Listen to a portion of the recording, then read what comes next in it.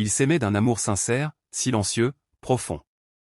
Un amour né sans bruit, un dimanche matin ordinaire, au milieu des chants, des prières et de l'encens.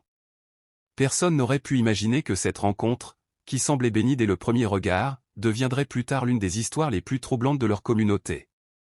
Samuel n'était pas un homme comme les autres. Très jeune, il avait fait de la foi le centre de sa vie.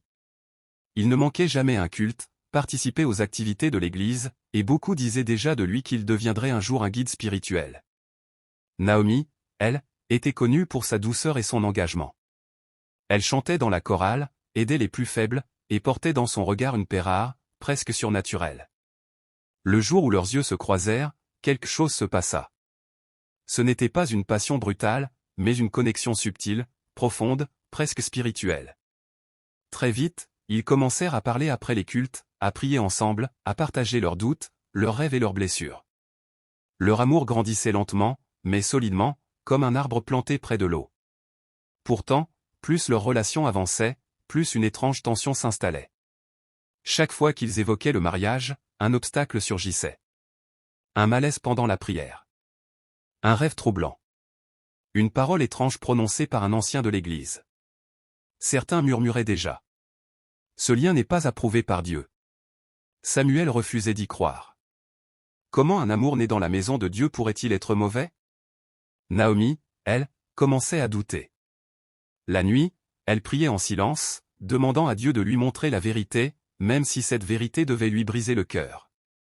Un soir, alors qu'ils priaient ensemble, Naomi sentit une peur soudaine l'envahir.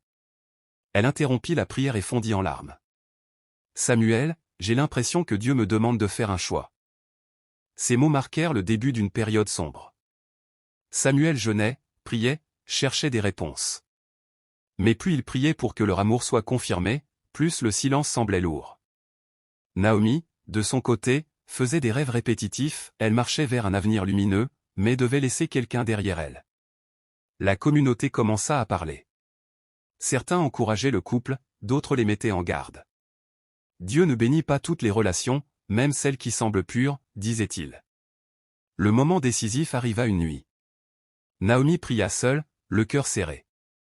Cette nuit-là, elle sentit une paix étrange, mais accompagnée d'une conviction profonde, elle devait renoncer à cette relation. Non pas par peur, ni par pression, mais par obéissance. Le lendemain, elle retrouva Samuel. Les mots étaient lourds, les regards pleins de douleur. « Je t'aime, dit-elle. Mais je dois choisir Dieu. » Samuel resta silencieux.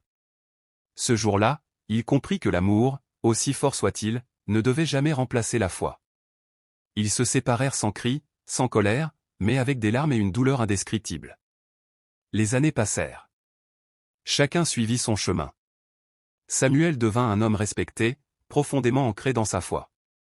Naomi trouva elle aussi la paix, et plus tard, un amour différent, plus aligné avec sa destinée. Cette histoire divise encore. Certains disent que Dieu a séparé deux âmes sœurs. D'autres pensent qu'il les a protégées d'un chemin qui n'était pas le leur. Mais une chose est sûre. Parfois, Dieu ne dit pas non pour punir. Il dit non pour orienter. Question pour toi. Si Dieu te demandait de renoncer à un amour que tu chéris profondément, que ferais-tu? Écris ton avis dans les commentaires.